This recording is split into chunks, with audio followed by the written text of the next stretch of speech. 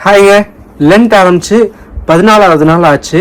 இன்னைக்கு ஒரு குட்டி வசனம் சொல்லிட்டு அது ரிலேட்டடாக ஒரு சின்ன கதையும் நான் உங்ககிட்ட சொல்ல போகிறேன். என்ன வசனம் அப்படின்னு பார்த்தீங்கன்னா, ஜோஷ்வா சாப்டர் 1 verse 9. அதில் என்ன போட்டிருக்குன்னா, பி ஸ்ட்ராங் அண்ட் கரேஜியஸ் அப்படின்னு போட்டிருக்கு. ஆக்சுவலி என்னன்னு பார்த்தீங்கன்னா, ஒரு சின்ன பையன் எங்கள் வீட்டு பக்கத்தில் ஒரு சின்ன பையன் ஸ்விம்மிங் கிளாஸஸ் போனாலே ரொம்ப பயப்படுவான். அவங்க அம்மா வலுக்கட்டாயமாக அவனை கூப்பிட்டு போய் ஸ்விம்மிங் கிளாஸ் சேர்த்து விட்டு அவனால் அவனுக்கு தண்ணியை பார்த்தா பயம். ஆக்சுவலி ஏன் பயம் அப்படின்னு பார்த்தீங்கன்னா, டக்குன்னு அந்த இடத்துல மூழ்கிடுவான் அப்படின்ற மாதிரி ஒரு பயம் அவனுக்கு இருந்துகிட்டே இருக்கும்.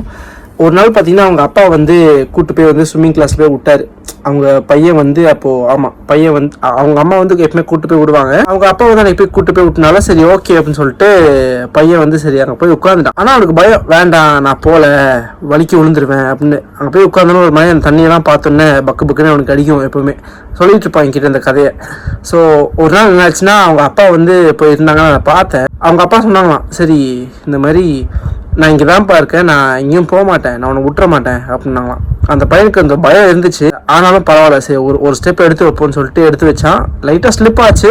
ஆனால் அவங்க அப்பா கையை பிடிச்சிட்டாங்க. ஸோ அதனால டே பை டே அவனுக்கு அந்த இது பெட்டர் ஆகிட்டே இருந்துச்சு. ஸ்விம்மிங் நல்லா பழகினா, அதாவது எந்த இடத்துல அவன் பயப்பட்டானோ அதே இடம் அவனுக்கு ஒரு பிளேஸ் ஆஃப் கான்ஃபிடன்ஸாக மாறுச்சு. ஸோ அதனால என்ன இதுலேருந்து எனக்கும் என்ன புரிஞ்சுது அப்படின்னா, நம்ம ஸ்ட்ராங்காக ஃபீல் பண்ணுறது, கரேஜஸாக ஃபீல் பண்ணுறது, நம்ம அதுக்குன்னு பயம் இல்லை அப்படின்னு சொல்லி அர்த்தம் இல்லை.